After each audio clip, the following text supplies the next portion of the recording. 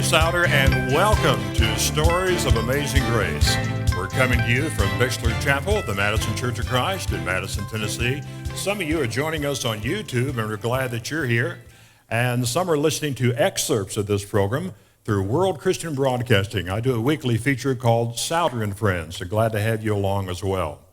Our theme scripture for Stories of Amazing Grace is found in Romans chapter 8, verses 38 through 39. This is from the Living Bible. For I am convinced that nothing can ever separate us from his love. Death can't, and life can't, the angels won't, and all the powers of hell itself cannot keep God's love away.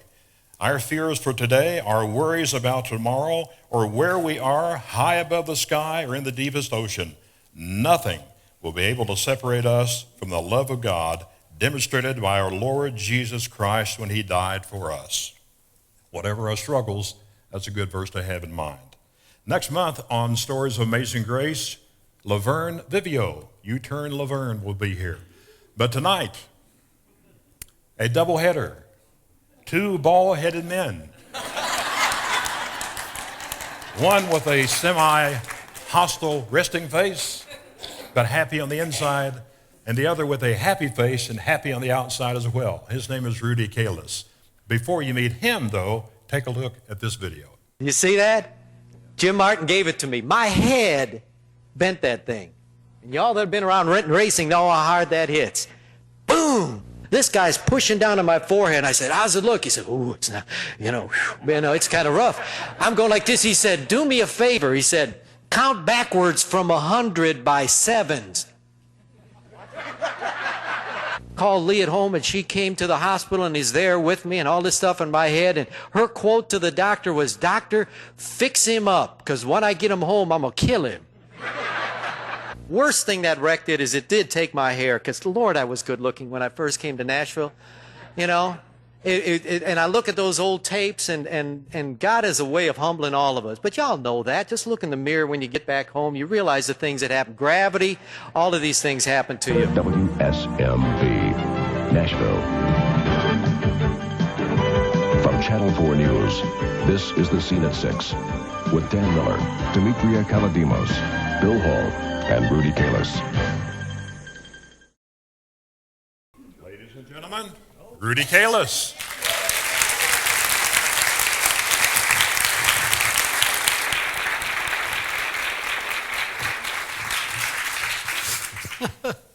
Thank you for coming. Oh! I appreciate it. Thanks, Larry. Thank you.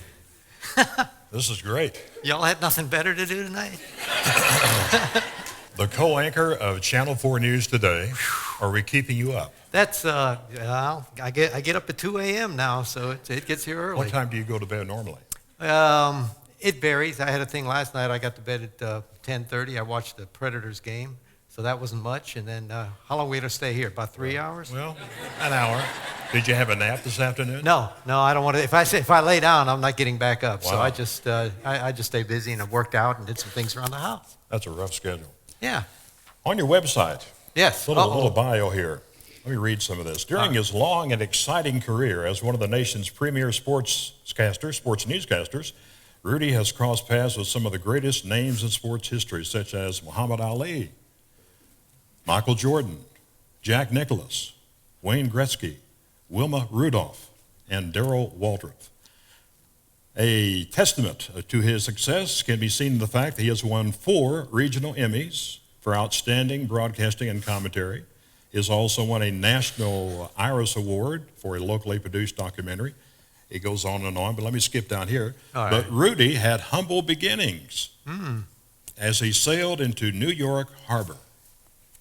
Let's start there. Tell me about coming to America. Well, it's oftentimes when I speak to people now, and I tell them, even we may ramble, but I want you to think about your own life, because one of my favorite proverbs in the Bible is 16:9. It says, "In his heart a man plans his way, but it's the Lord who directs his steps."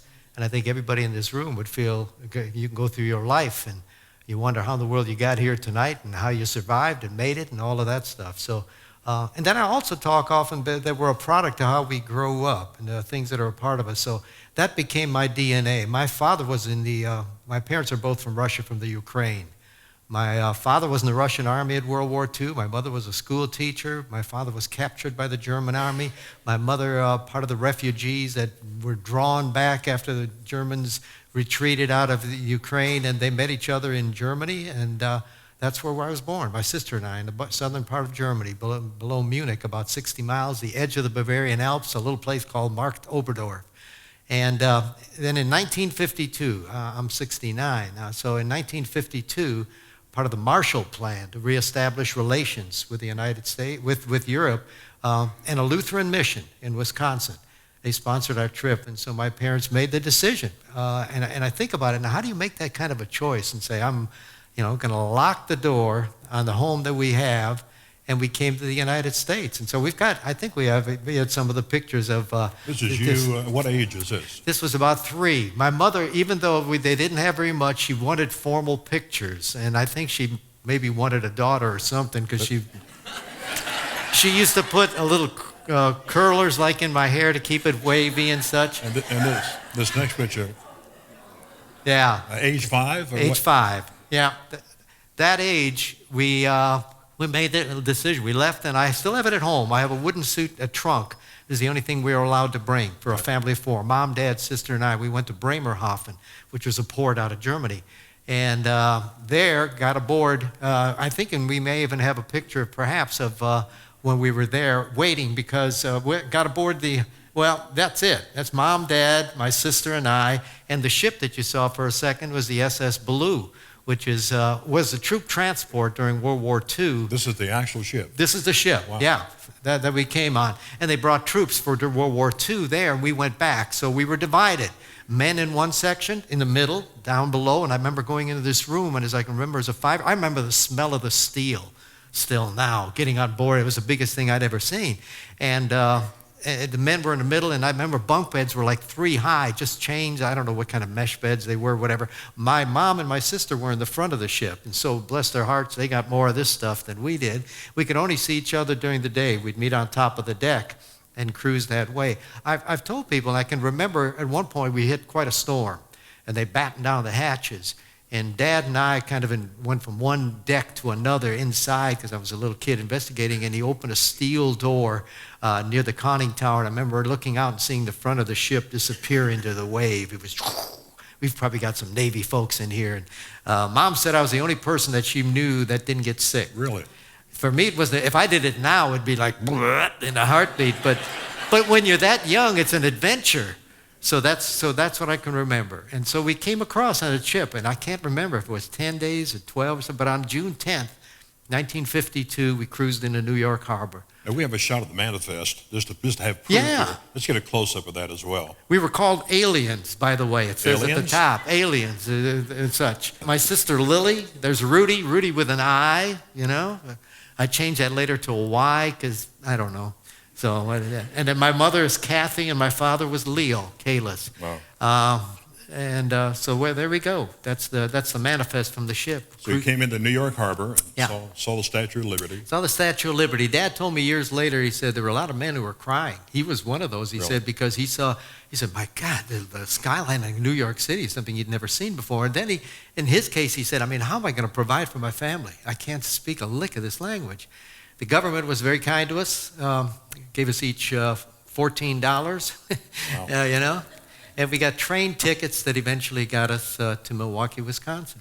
You were sponsored by? The church, the Wisconsin Lutheran Synod, and there was a church, St. Marcus Lutheran Church in Milwaukee, that had a hand in it as well. So that's where we went into in Milwaukee. And got there. Mom, first of all, the church also had a little grade school in it, so I had to take me to grade school, and I think Mom would drag me. I'd come home crying every day because I thought the kids at school, I couldn't speak English, and and I didn't understand anything that they were doing.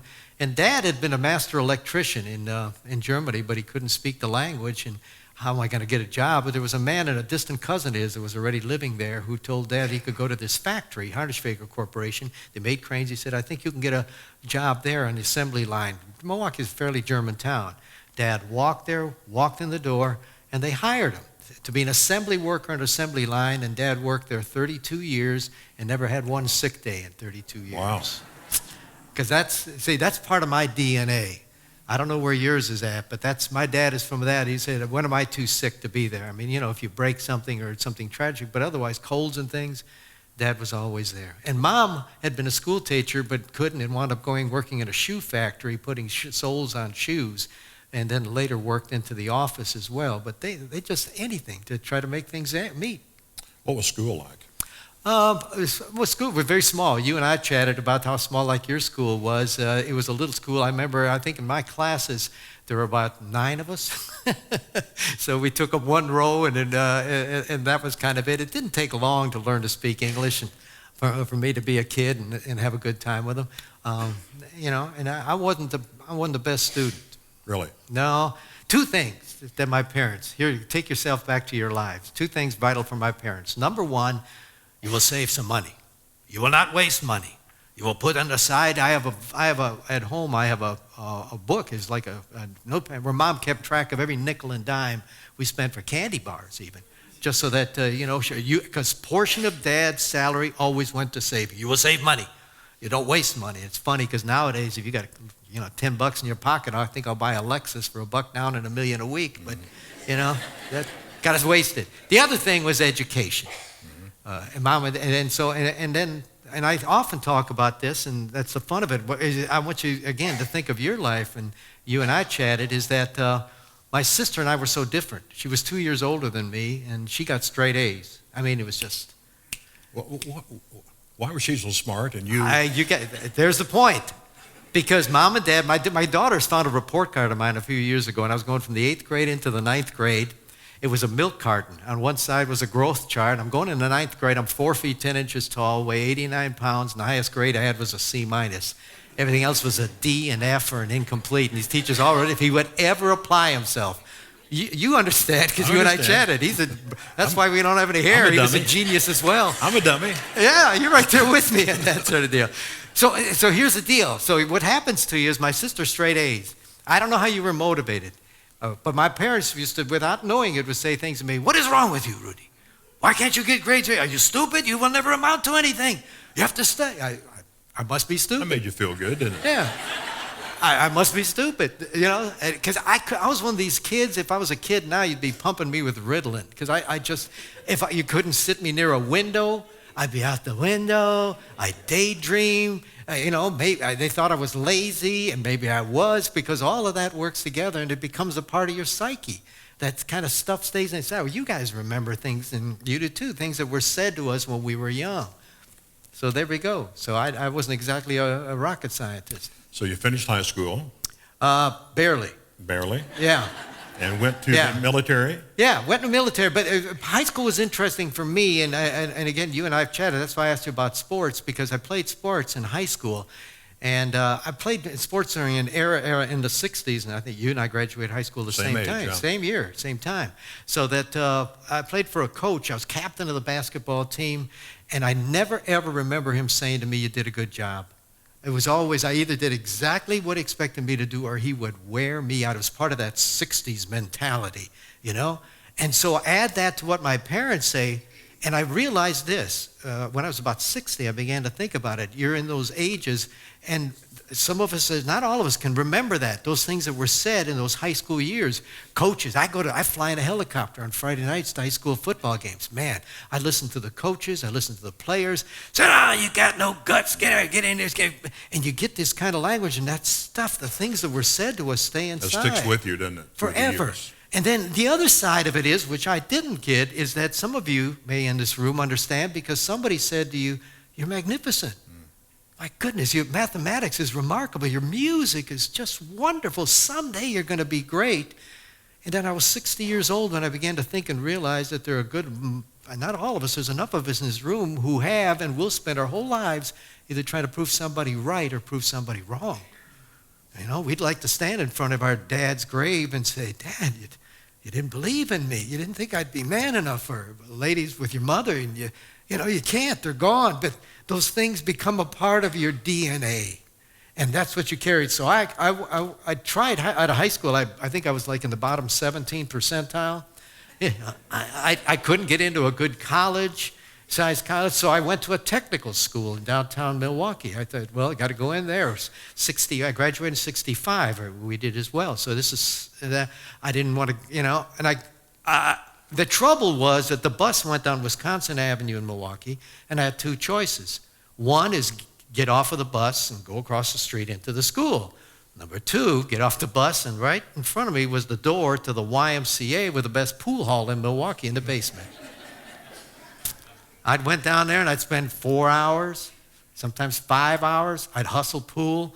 I'd make money. I'd lose money, get home at the end of the day. It's not like today. We can check on our kids online, see how they're doing.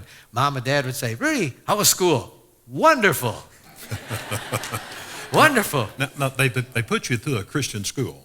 Yeah. How did they do that? I have no idea. That's one of the things that troubles me at this point. Money-wise. Well, money-wise, because they didn't have much, they had to skimp and make things go. They sent us to a Christian grade school, which was St. Marcus, and then there was Wisconsin Lutheran High School. And it's like going to a private, I don't know. Here's when I found out. When Dad died in 2002, they were living in Florida, and I went down there we were going to move Mom up here, and I looked around and I said, my Lord, this condominium has furniture that's 45 and 50 years old. His favorite chair, he put a board in it, but they saved money, and sent my sister through medical school and helped me out. That's his definition.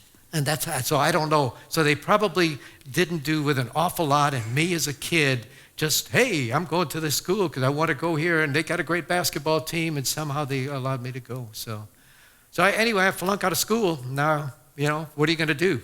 I 1 year in college, by the way, it finally caught me. At the end of 1 year, I had a 0.94 grade point average. If I remember, I cut 74 classes, and I was number 46 on the draft list. And I'm going, what? You've raised kids, you guys. Don't you want to sometimes go, hey, anybody in there? I'm trying to talk to you. And how many of us have had we get that look now? So you went to the Air Force. Because I'm sitting here saying it's, Vietnam era. I don't know where they'll send me in the Army. My goodness, I love airplanes. Yeah. So I said, I think I'll enlist. I went to the Air Force recruiter, took an aptitude test. Mm-hmm. I said, I'd love to be an air traffic controller. Up there, bring him down. Certainly, Mr. KALIS. They put you right in there, didn't they? Certainly, Mr. KALIS, sign right here. Took a test, says I'm great. Landed at Lackland Air Force Base in San Antonio, Texas. I think there's 125 guys on the plane. Big tech sergeant met us, dog cussed us all, and said, every one of you blankety blanks fixing to be security police. What? May I protest, sir? Shut up. Yes, sir. Every serviceman in here and lady as well know exactly what that is. So I spent 4 years in the Air Force. And your first broadcasting job was? Well, but the Air Force thing was, I came out of there. Okay. And now you got to say to yourself, what am I going to do? And people have asked me, how did you get into broadcasting? Because, I was this little wimpy kind of kid. And I think I was trying to, I knew I'd be good enough to be a professional athlete, but if I could be around them. So I went to the University of Wisconsin-Milwaukee, which is a large school, extension of the University of Wisconsin. And I said, I'd like to go to school. They said, certainly, Mr. KALIS, I have the GI Bill. Let's just pull up your transcripts from your previous education. I believe we have an issue here, Mr. KALIS. But somehow they let me in on what they termed final probation. And maybe y'all are smarter than me. I found out when you sit in the front of the class, you hear more than in the back. That if you take notes, you actually might remember something. It was a whole new concept in education for me. So I got involved in the broadcast, in the radio and communications. And I went to school all year round. I finished 4 years of college in 3 years because I went all year round, and I found out I wasn't as dumb as I thought I was. But I had a desire. I had a desire at that point. The Lord leads you through these things. I think I was trying to, prove somebody wrong at that point. And so I'm looking for work. You and I both in broadcasting. I made a montage out of the rejection heads from all the television stations. Thank you, but don't thank you. Thank you very much. We don't have room right now. And you're going, I'd like a job somewhere. And I went up to Green Bay. I'm from Milwaukee. I went up to Green. The news director called me. Not even to be he had a position opening for an assistant producer who maybe could do a little sports on the side. And I'll be if he hired me. Couldn't believe. I remember asking him a year later one time. I said, "Why did you hire me?" You know, because back then you saw those pictures. I had some hair. You're a good-looking guy. I very much so, as you were. Thank you. Yeah, you're welcome. He reminds me of our dear friend Dan Miller. You guys got to appreciate that. Except Dan had hair. Yes, he well, did. that's it. So anyway, so he told me, he said, "I got sick and tired of interviewing people. You're the only person I interviewed that looked me straight in the eye." Really? I don't know if he was playing with me or not. I never forgot it. But the Bible says the eyes are the mirror to your soul. And, you know, we can all, "How you doing? Good. Let's do lunch. Good to see you." But if you really care about people and you look into their eyes and you say, "Are you all right?" There's something, you know, and you want to communicate with them. So I worked there. And I worked there for almost 2 years. I weaseled my way into doing some sports and eventually got to do some weekend sports and such. And so I thought, all right, this is what you do. You kind of lobby. And kids and the young people nowadays, it kind of gets me. They come in with some high expectations and well, I'm only going to do this. And I said, man alive, just get in the door. You know, if they offer you a job, get in the door and then show me that you can be there on time. Show me I can trust you, that you're honest, and jobs will open up. But they expect everything. But we're responsible for that. We kind of tell that to them. So here I am. I eventually did the sports, and then the opportunity. The sports director one day got mad at everybody, cussed them all out, and quit. And I'm going, "Ooh." I'm making $8,000 a year, 1973. And I always said if I ever made $20,000 a year, I'm going to retire. Sure. We're good to go. So they're caught off guard, and they're saying, yeah. And I said, let me fill in. Well, they got nobody else. So all right, you can be a candidate. Hot dog, there's my chance. That's what, you and I both talked about. So I'm getting in there, and I get to do it, and they hired a consultant agency to work with television stations around the country to look in and then supervise and try to find the right person. I did it 7 days a week for a whole month. And I've talked about it at the end of a month. They called me in, and two guys with suits sitting there in front of me, and I said, "Rudy, have you ever thought about getting into sales?" I don't think broadcasting is right for you. Really? For me, it was right back to mom and dad. It was right back to that coach.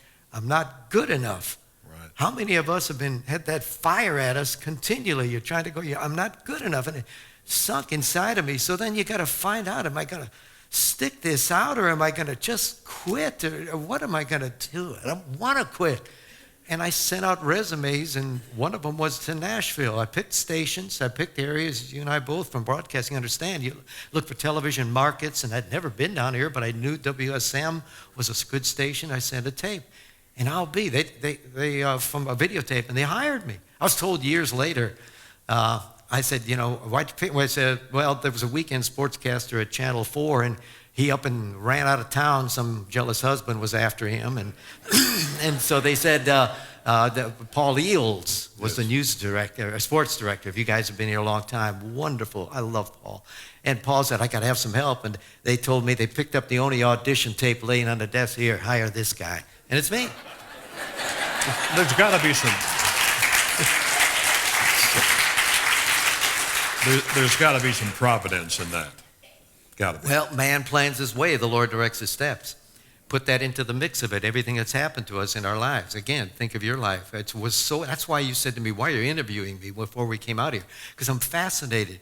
Everybody's got a story, how they got to where they are, all of you in that regards.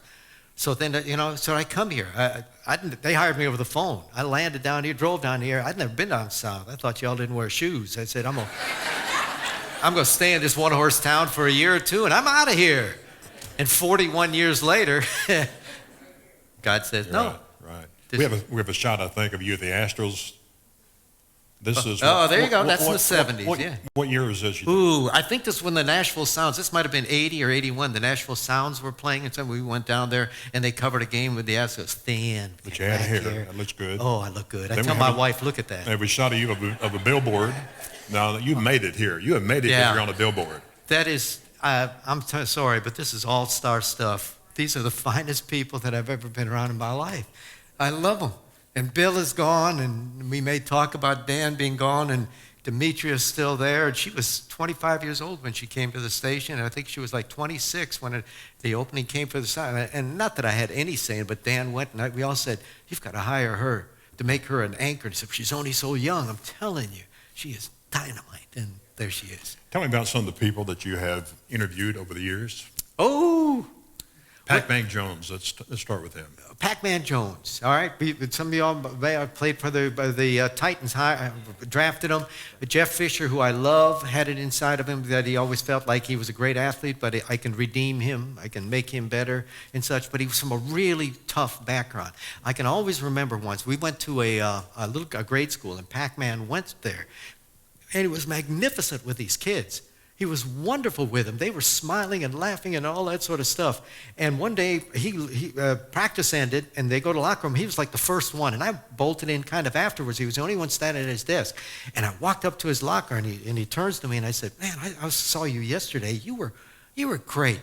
You've got a golden spirit about you with those kids. And he starts to smile. He's got the smile on his face, and all of a sudden the door opens up, and the rest of the team comes in, and boom.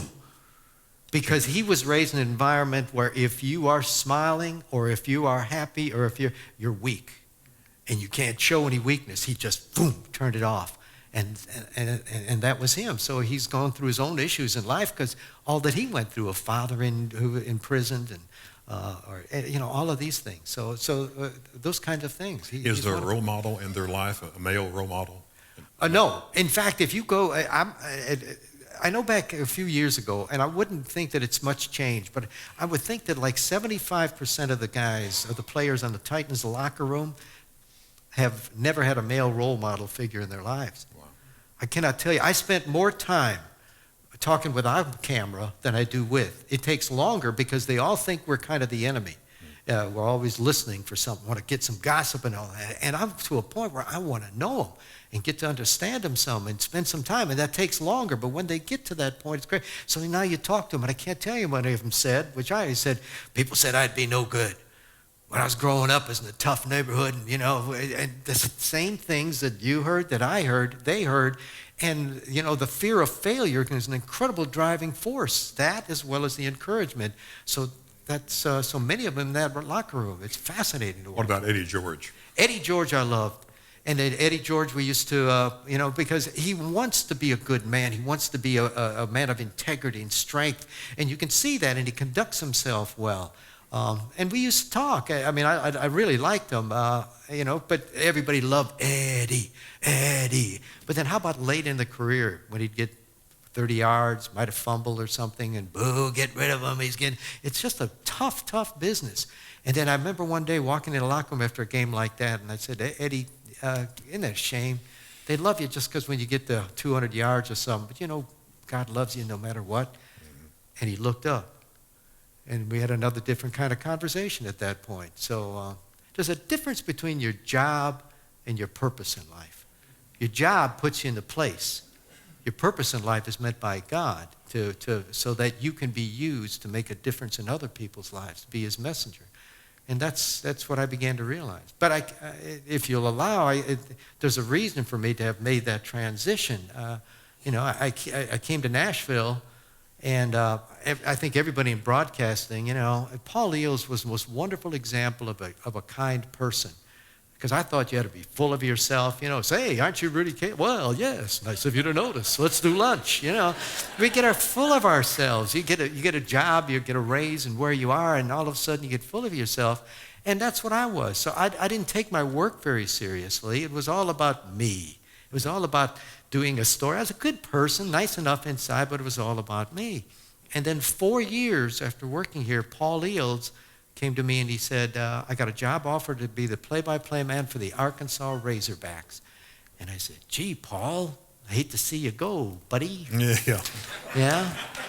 I'm 31 years old, which you can, and I always thought that if I'm in the right place at the right time, when the right job opens up, it's mine. I'd be the best old boy you ever been around in your whole life if you can do something for me. Then I tell people, but I might talk about you like a dog behind your back, but that's business. Nobody likes a wimp, So Right. Here I thought to us, and you know what? They didn't hire me. They brought it again. And for me, didn't hire me. I'd been there 4 years. Right back to that same Rudy, that little kid. Again, I'm not good enough. Why didn't they hire you?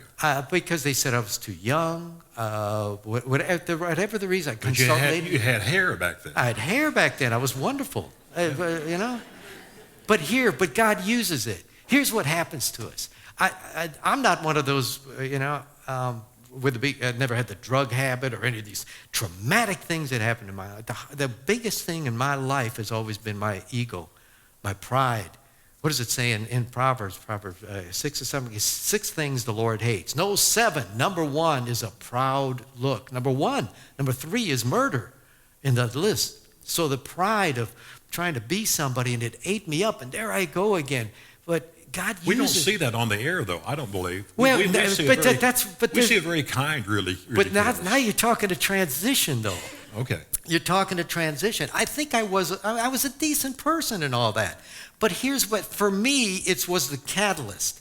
And I hope, and I assume you had it, and I think a lot of us in this room know at some point in our lives we all came up against something that we couldn't do anything about.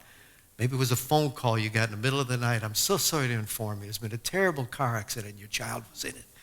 Or the doctor said, I'm sorry, it's terminal cancer. It's something. Or you've lost everything you've saved. Boom. Well, for me, that just crushed me. So I remember one day driving on the road on Trucker's Curve here on 40 West, go out towards Memphis, and I'm hitting the steering wheel of my car, and I'm going, God, help me. I am sick and tired of screwing up, being phony. Everything I do seems to be wrong. I get going down the road. You see, when I was 18 years old, I walked out of church because I was making my own decisions and stuff. Now I'm 31 years old, and I'm saying, God, help me. And the story for me is, and the reason we're all here in this wonderful church and what we stand for is that, but 3 days later, I used to play basketball at the Green Hills Y at noon. And then I'd go across the street to a place called Joe's Village Inn and have a hamburger, sit in there. And I went in there, and I'm sitting there in the room, as I can recall, people, lunch crowd and everything. There was one black man sitting in the back of the room who comes up and walks up, and he sits in front of me, and he doesn't know me from Adam. He's not even from Nashville. He says, are you all right? You look like something's bothering you. No, I don't even know what I'm giving for body English. No, and we talked for 2 hours, telling him about my life, and he's telling me about a God who loved me.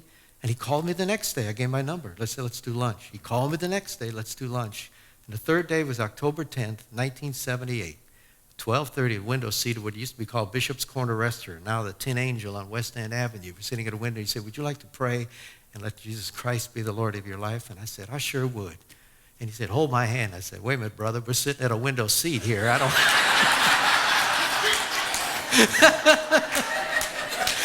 He said, hold my hand. I said, yes, sir, boy. I go one eye open.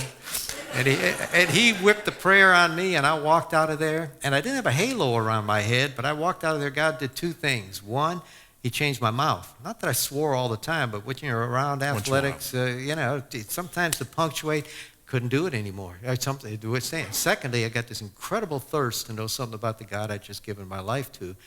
And there it was, and it began, and I went into a Bible study group, and I know you have them, and I had a mentor who led it, who was about 80 years old. Every question I had, he said, find it in the Bible, memorize it. And I would make note cards, and Proverbs, my Bible falls open to Proverbs, 31 chapters with verses in there that just I lived my life by. And so that began. So what you are saying nice things about is that God has made a radical change over a long period of time. He took the starch. Well, first of all, God's got a sense of humor. And he knew I was kindly full of myself, and he said, I believe I'll snatch the hair off that boy's head. and there you go. Typically, can a nice guy make it in media, it's broadcasting? Hard. I think there are good people, but it's just changing. It's just changing. They're looking more for a hard-nosed, critical type. Watch everything now, and you watch ESPN. It's like there's a sense if I'm cynical, if I'm negative, if I'm critical, if I shout louder than you are, I'm smarter than you are. And it sells and makes ratings, and it's just not God's way. The more I've tried to do my work and be successful in my business, and try to be a man of faith. It's been diametrically opposed. I don't know why I'm still here, because it's so different. But I went through a situation which we can tell you about that happens to. There's plenty of veteran folks in here who will understand what happens after a period of time. But there I was, and so I began to realize that the spirit with which I live my life and the way I do my work affects other people. I can be cynical, I can be negative. They ought to fire Jeff Fisher with the Titans. He can't coach them anymore. They ought to get rid of this. They ought to get rid. And it's very, very interesting and make the needle. No, because you can't do it that way. Proverbs 3, verse 3 and 4 in the New King James says, "Let not mercy and truth forsake you, and you'll find favor and high esteem in the sight of God and man." Mercy, so that you're not a wimp and you don't just, you give mercy and you understand. And let me understand where you're going through and try to think where you're thinking. Truth, media, truth. We will beat you over the head with truth. Balance it in everything you do. I've never forgotten that, and I tell people that. And somehow the good Lord will see you through that. And so you've tried to do that. And so that's why I go in those locker rooms, and I love meeting people. I love talking to you and hearing your life and to meet Gary Player is one of my favorite interviews, because when he talks, he looks right at you. And he listens to everything you say, and he says things that are deep and that have strength to it. And I said, boy, I want to do that. And you get that chance with everyone you meet, the spirit with which you life. But if I'm so busy trying to go somewhere and be somebody, you go right by people that are dying for a lack of hope. But I don't have time for you because I'm trying to be somebody. And so here I am in this work. Crazy. Let me shift gears a minute. Tell us about a tangled moment you had at a sporting event, and after you tell us about it, we'll show the aftermath. Oh, good Lord! Yes. All right. Would they follow me if I stood up? Sure. All right. This was the Titans were playing the Green Bay Packers in the preseason game. I'm gonna put this down here. It was at Bridgestone. It was LP Field. All right, you all are the football field. We're here on the sideline. Got a camera pointed this way. We got the 6 o'clock news. I'm going to do sports and all that sort of stuff. Here's a big sideline camera. They run up and down the sideline. Cable running up to here in the big spool over here on this side. All right, Rudy, got tension. About to go into commercial. About the commercial going out. All right, I got to get out. Wait a minute. Now all of a sudden this thing fires up and starts moving away. The cable goes up to about here. This guy's over here feeding it. I said, wait a minute, I got to be on TV. I've got a job to do. He's feeding the cable. Man, I got to jump over this thing. Well, I didn't make it.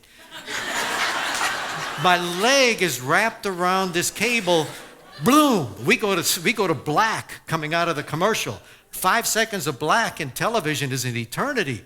Finally, because where is Rudy? And all of a sudden, I'm like, they've now dragged me 45 or 50 feet that away. I have wishbone. I was black. Well, I was and hit the side of a post that's over here. Now they finally come up. Dan Miller's doing the news. Rudy, what is? I'm laying on the ground, and Hope Hines from Channel 5 is helping me up and getting that sort of stuff. And I'm mad as a wet hen. Because I'm getting, well, I don't know. These guys felt like they, and Bruce Pearl, who was then the coach for the Tennessee Vols, was standing here on the side laughing like crazy. I was going to interview him live because, hey, you're here on the side of the game. He gets on, he puts his arm around me, he says, Rudy, I got a good lawyer. You could own this place. So.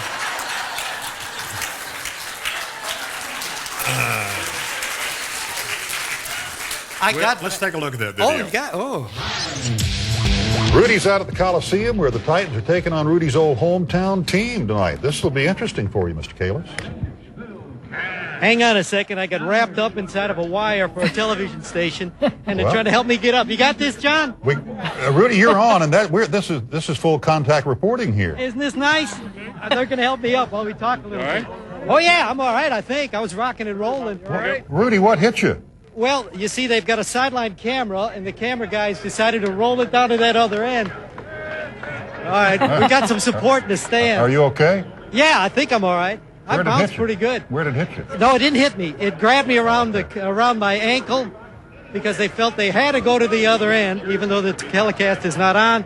And it wrapped around my ankle, and the truck kept on going and never looked back to see me sitting here. Okay, be strong. I'm in the Keep game, going. Coach. I'm in the game. No, you are.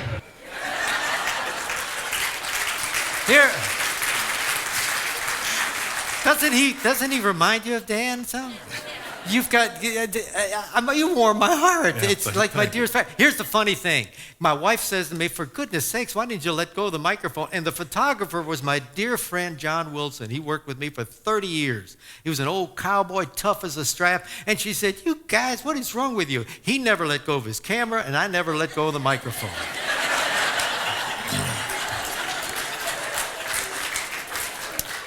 Shifting gears again. Yeah. We feel like we know you, and we feel like that you should know us because we see you on the tube in our living rooms and in our kitchen, but we really don't. But we saw Dan Miller there. Yeah. You were in Augusta when he died. Yeah. Tell me about that. Ah, my dear friend Dan. It was in 2008. Dan was born in Augusta, Georgia, and he used to work at the Masters.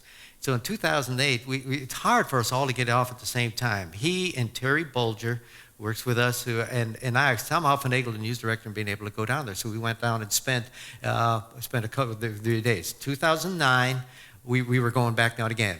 We stayed at his niece's condominium, which was like a block and a half from where he was raised. So we're going down there. Now, Dan, in a couple of weeks before that, had been talking about, and Demetri had been on him, had said, Dan, you got to go, get a check, because I've been short of breath, and it just kind of troublesome. So, well, we'll go down and be all right. Now, on the trip down there, Dan, oh, yeah, that's the day. Now, Dan, you got him off of the TV set. TV was with your voice. It was anchorman, but he was like Mr. Magoo when you got him off of the set, We stopped in a little restaurant in Chattanooga, and he said he would be the kind, what are you going to order? What are you going to order? What do you got? What do you got? Listen, you're going to like that? And come on, Dan, I'm going to pick what I want to pick. Leave me alone. So we get down to Augusta, and we're walking around. It's again, Dan Miller. We go down to Amen Corner. And we're watching. Dan Miller says to me, you know what I'm thinking about? I said, I have no idea. He says, I'm trying to decide how many of these guys I could whip in a fight if I had to. I said, Dan, you better do it in the first 30 seconds, because after that, he's going to kill you.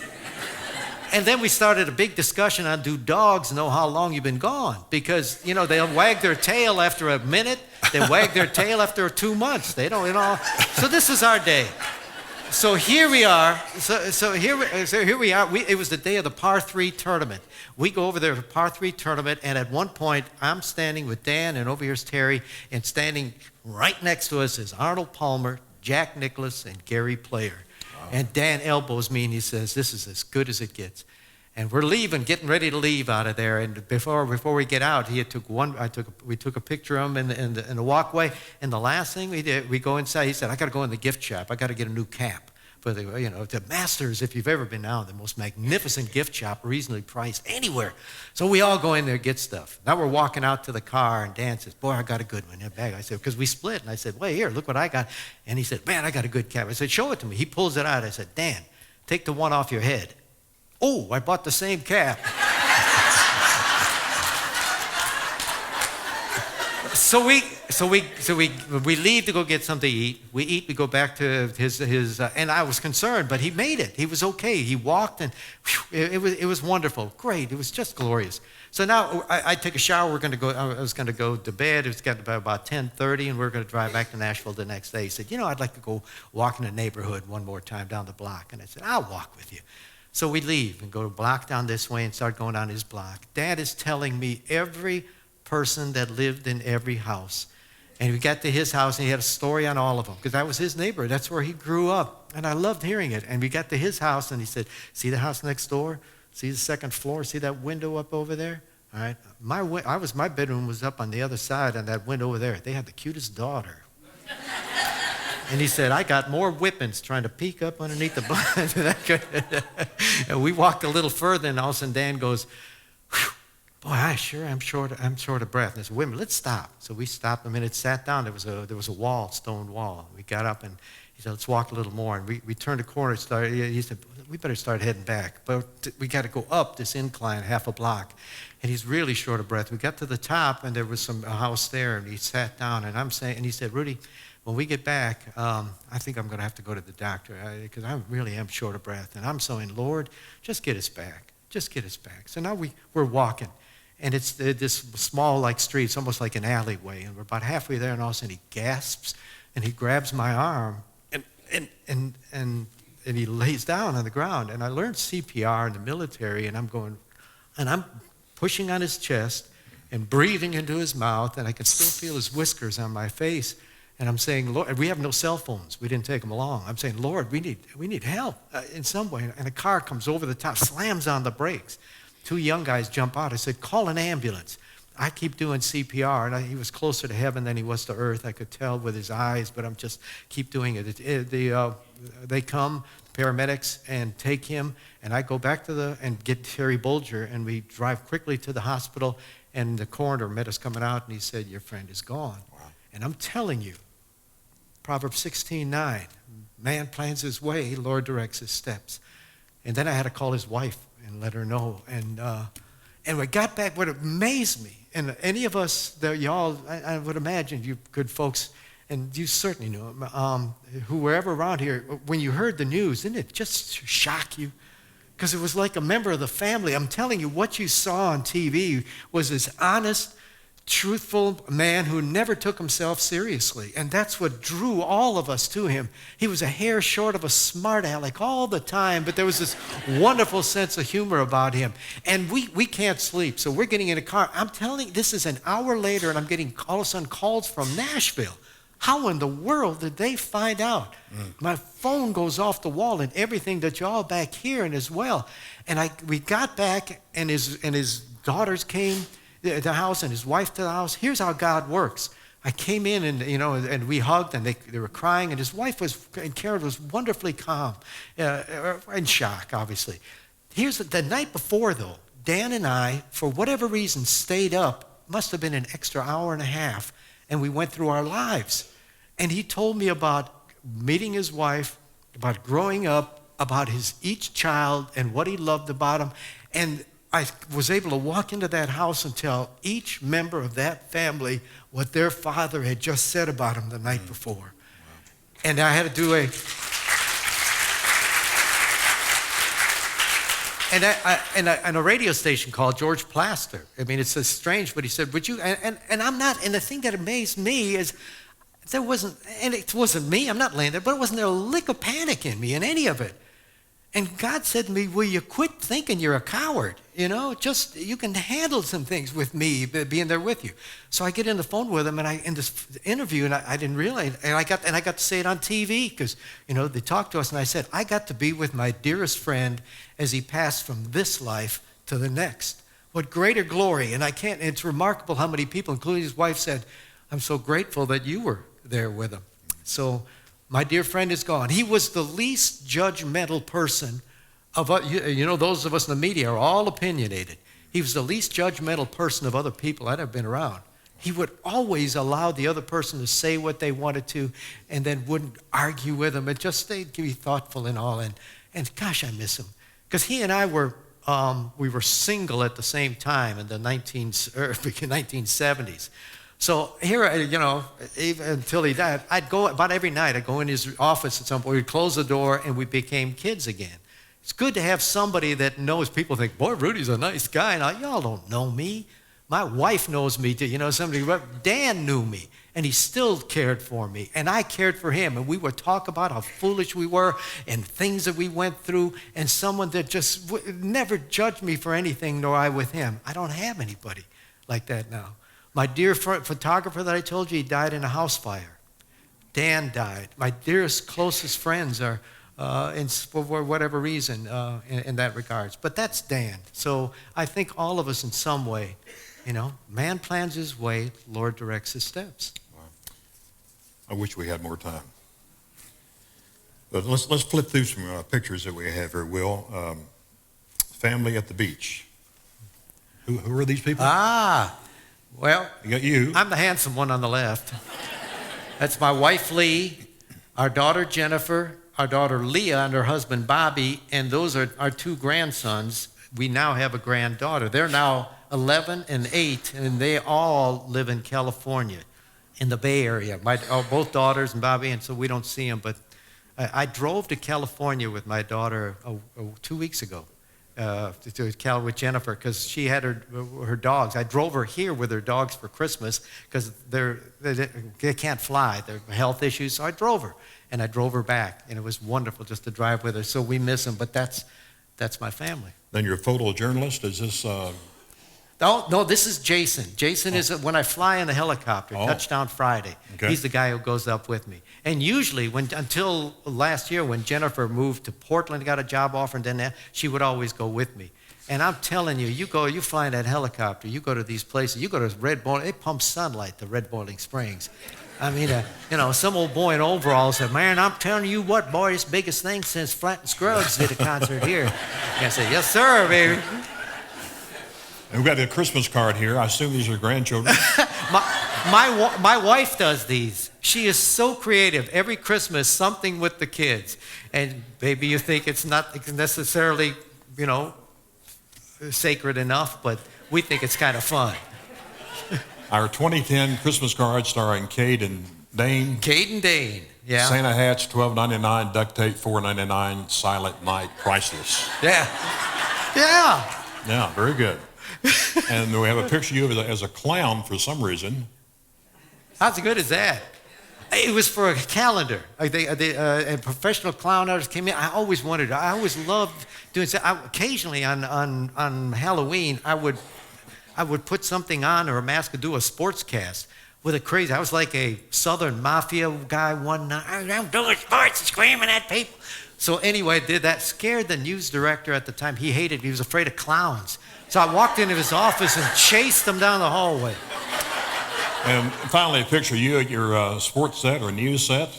Good, handsome-looking man there. Yeah, I wore sweaters all those years, and now, if you allow, I was going to semi-retire, about a year and a half ago.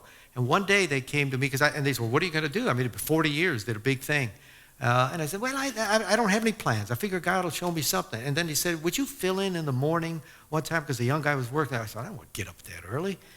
And so but I did it, and it was invigorating. It was interesting. Would you do another week? Would you do another week? And then he came to me, and by this time I'm praying about it, and they said, would you think about doing it full time? And I said, how about that? 41 years of doing something, and this is a brand new chance. I've got to behave myself for 3 hours. Now, I get to pick on Holly a little bit. And I had to get permission from my wife to work with Holly in the morning. No, I understand. Because she comes in looking good, and I'm, and she's got a sweet, sweet spirit about her. She's a wonderful lady. And so now I'm wearing sport coats and trying to have fun ties, and I have no idea what is next, but that's life. Wow. Rudy, thank you for being here. Oh, Larry, thank you so much.